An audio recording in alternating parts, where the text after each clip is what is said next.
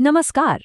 सोचिए, हम सबके अंदर एक ऐसा कोड है जो ये तय करता है कि हमारी आंखें कैसी होंगी, हमारे बाल कैसे होंगे और असल में हम हैं कौन। ये कोड, ये निर्देश जीवन का मैनुअल है, डीएनए। तो आज हम इसी अविश्वसनीय अणु के रहस्यों को परत दर परत खोलेंगे। तो इस सफर में हम क्या-क्या जानेंगे? देखिए, हमारी यात्रा शुरू होगी डीएनए की विशाल दुनिया को समझने से। फिर हम जूम इन करेंगे इसके सबसे छोटे यानी बुनियादी बिल्डिंग ब्लॉक्स पर। देखेंगे कि वे कैसे एक मजबूत चेन बनाते हैं। इसकी मशहूर घुमावदार सीढ़ी जैसी संरचना को समझेंगे। और आखिर में जानेंगे कि ये सब कुछ एक छोटी सी कोशिका में आखिर समाता कैसे है। चलिए शुरू करते हैं। तो चलिए सबसे पहले डीएनए के आकार और इसके पैमाने को समझने की कोशिश करते हैं। डीएनए को एक बहुत बड़ी डिजिटल लाइब्रेरी की तरह समझा जा सकता है जिसमें खरबों किताबें हों।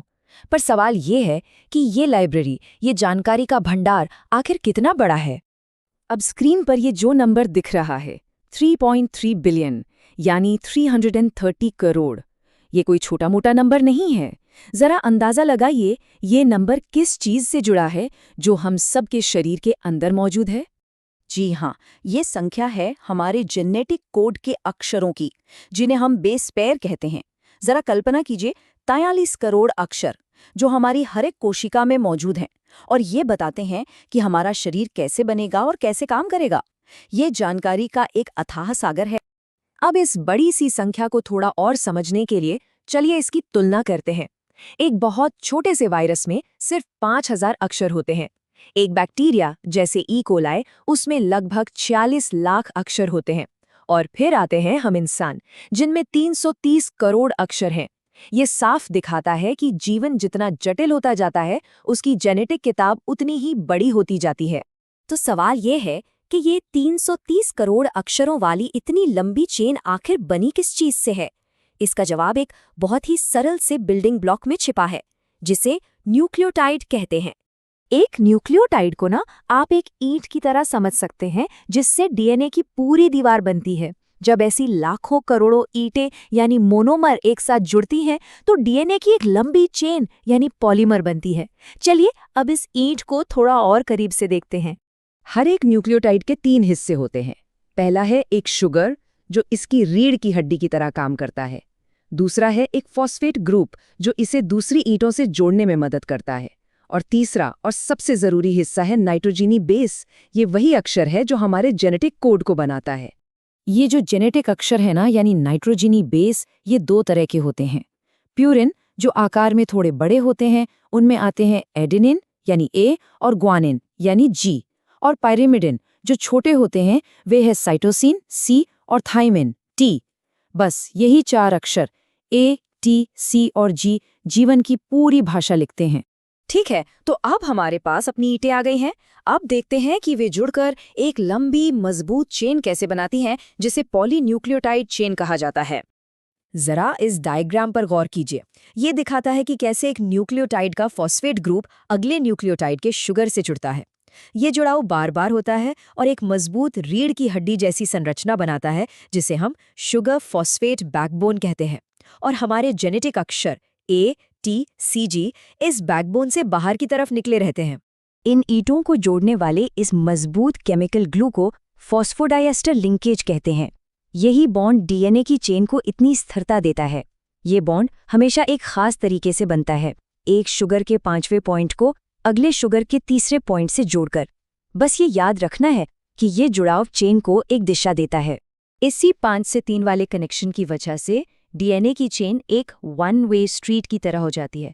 इसका एक सिरा होता है जिसे हम 5 प्राइम एंड कहते हैं और एक दूसरा सिरा जिसे 3 प्राइम एंड कहते हैं। ये दिशा बहुत बहुत ज़रूरी है, क्योंकि कोशिका इसी दिशा में डीएनए को पढ़ती है, ठीक वैसे ही जैसे हम किताब को बाएं से दाएं पढ़ते हैं। लेकिन एक अकेली चेन तो कहानी का सिर्फ आधा हिस्सा है। डीएनए का असली जादू तब शुरू होता है जब ऐसी 2 चेन एक साथ आती हैं और वॉटसन और क्रिक द्वारा खोजी गई वो मशहूर डबल हेलिक्स या घुमावदार सीढ़ी की संरचना बनाती हैं। तो ये घुमावदार सीढ़ी कैसी दिखती है? इसकी 2 पटरियां होती हैं जो शुगर फॉस्फेट बैकबोन से बनी है और सीढ़ी के डंडे जेनेटिक अक्षरों यानी बेस से बने होते हैं। सबसे दिलचस्प बात यह है कि ये दोनों पटरियां एंटी पैरेलल होती है, मतलब वे उल्टी दिशाओं में चलती हैं। इसे ऐसे समझें जैसे एक हाईवे पर गाड़ियां दो विपरीत लेन में चल रही हों। ये डायग्राम इसे बिल्कुल साफ कर देता है। देखिए, बाईं तरफ की चेन ऊपर से नीचे 5 से 3 दिशा में जा रही है, जबकि दाईं तरफ की चेन ठीक उसकी उल्टी दिशा में है, 3 से 5। और बीच में ये जो डॉटेड लाइंस हैं, ये हैं हाइड्रोजन बॉन्ड्स। ये सीढ़ी के डंडों की तरह दोनों चेन्स को जोड़ते हैं, लेकिन ये इतने मजबूत नहीं होते ताकि जरूरत पड़ने पर डीएनए आसानी से खुल सके। तो क्या कोई भी अक्षर किसी से भी जुड़ सकता है? नहीं। इरविन चारगाफ ने एक बहुत जरूरी नियम खोजा। ए हमेशा टी के साथ ही जुड़ता है 2 हाइड्रोजन बॉन्ड्स के साथ, और जी हमेशा सी के साथ जुड़ता है 3 हाइड्रोजन बॉन्ड्स के साथ। ये नियम पक्का करता है कि सीढ़ी की चौड़ाई हमेशा एक जैसी रहे, क्योंकि एक बड़ा बेस यानी प्यूरीन हमेशा एक छोटे बेस यानी पायरिमिडीन के साथ ही जोड़ी बनाता है। और ये तस्वीर दिखाती है कि ये पूरी संरचना असल में दिखती कैसी है। ये सीधी सीढ़ी एक खूबसूरत घुमावदार आकार ले लेती है। हर एक घुमाव में लगभग 10 सीढ़ियां यानी 10 बेस पेयर होती हैं, और इसकी लंबाई महज 3.4 नैनोमीटर्स होती है, मतलब 1 मीटर का अरबों हिस्सा। ये वाकई प्रकृति का एक शानदार डिजाइन है। तो अब हमारे पास ये अविश्वसनीय रूप से लंबा अणु है, लेकिन इसके साथ ही एक बहुत बड़ी समस्या भी सामने आती है। इतने लंबे धागे को एक सूक्ष्म कोशिका के केंद्र में पैक कैसे किया जाए? जरा इस बारे में सोचिए। अगर हम एक इंसान की सिर्फ एक कोशिका से डीएनए निकालकर सीधा फैला दें, तो वो लगभग 2.2 मीटर यानी करीब 7 फीट लंबा होगा। और इस 7 फीट लंबे धागे को एक ऐसी जगह में फिट होना है जिसे हम माइक्रोस्कोप के बिना देख भी नहीं सकते। ये कैसे संभव है? इसका गणित बहुत सरल है। हमारी ज्यादातर कोशिकाओं में डीएनए के 2 सेट होते हैं, जिनमें कुल मिलाकर 660 करोड़ बेस पेयर होते हैं। जब हम इस संख्या को 2 बेस पेयर के बीच की बहुत छोटी दूरी यानी 0.34 नैनोमीटर से गुणा करते हैं, तो जवाब आता है लगभग 2.2 मीटर। ये आंकड़े हैरान करने वाले हैं, पर बिल्कुल सही हैं। इस मुश्किल का हल है एक खास तरह का प्रोटीन जिसे हिस्टोन कहते हैं। इसे ऐसे समझें, हिस्टोन पर होता है पॉजिटिव चार्ज और डीएनए पर होता है नेगेटिव चार्ज। और जैसा कि हम जानते हैं, विपरीत चार्ज एक दूसरे को आकर्षित करते हैं, ठीक चुंबक की तरह। यही आकर्षण डीएनए की पैकेजिंग का सबसे बड़ा राज है। यहाँ देखिए ये काम कैसे करता है। 8 हिस्टोन प्रोटीन मिलकर एक गेंद जैसी संरचना बनाते हैं। फिर डीएनए का लंबा धागा इस गेंद के चारों ओर कसकर लिपट जाता है। इस पूरी संरचना को न्यूक्लियोसोम कहते हैं। और दाईं ओर की असली तस्वीर में देखा जा सकता है कि ये कैसा दिखता है।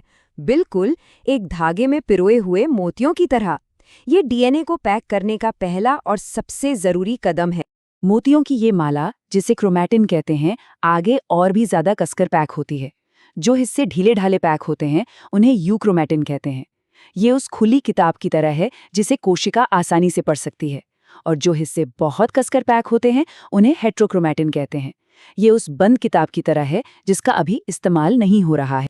तो हमने डीएनए की विशाल दुनिया से लेकर उसे पैक करने वाले छोटे मोतियों तक का सफर तय कर लिया है। चलिए अब तक सीखी गई सबसे जरूरी बातों और नियमों को एक बार फिर से दोहरा लेते हैं। तो ये है मुख्य बातें। हमारे जेनेटिक कोड में 330 करोड़ अक्षर हैं। नियम सरल है, ए हमेशा टी से जुड़ता है और जी हमेशा सी से। इसकी घुमावदार सीढ़ी हर 10 अक्षरों के बाद एक पूरा चक्कर लगाती है, और इसे पैक करने के लिए लगभग 200 अक्षरों का डीएनए हिस्टोन प्रोटीन की एक गेंद पर लिपटा होता है। यही वो बुनियादी नियम है जिन पर जीवन की पूरी कहानी लिखी गई है। और ये हमें एक बहुत बड़े सवाल पर लाकर छोड़ता है। हमने जीवन का ब्लूप्रिंट तो देख लिया, लेकिन कोशिका इस ब्लूप्रिंट को पढ़कर एक जीवित इंसान बनाती कैसे है? ये कहानी हम जानेंगे किसी और दिन। हमारे साथ जुड़ने के लिए धन्यवाद।